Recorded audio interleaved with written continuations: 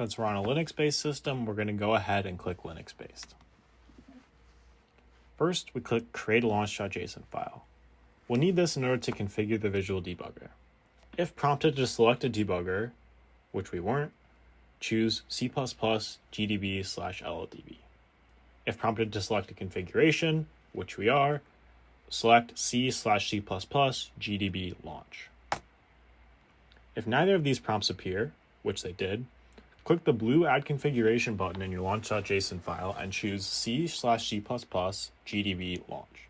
This will automatically generate a launch.json file with one configuration for you. The program field is a string that tells the debugger what file it's going to run. In other words, the program field specifies the path to the debug executable. The program field should always specify the path to the debug executable. The debug executable will always end in _debug. Only the debug executable includes debug information such as breakpoints. Change the part of the program field a.out to whatever debug executable you're running. Also, remove the instructions enter program name, for example. In this case, you'll want to change the program field to this string. So first, we're going to change a.out to tutorial_debug. And then we're going to remove the instruction text.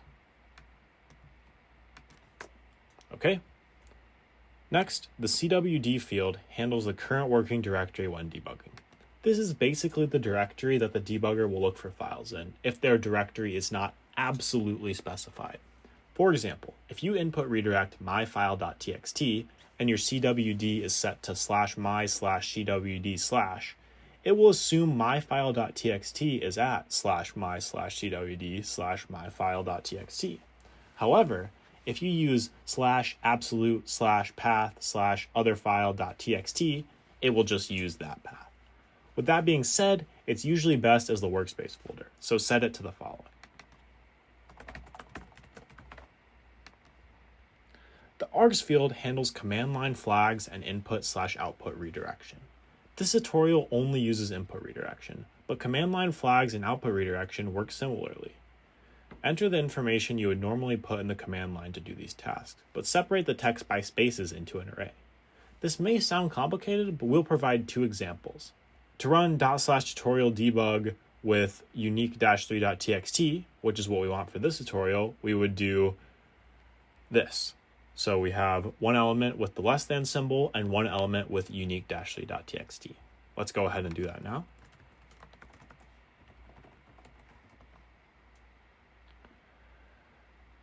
Then for a more complicated example, to run this long command, we would do all of this. Finally, the environment field handles environment variables.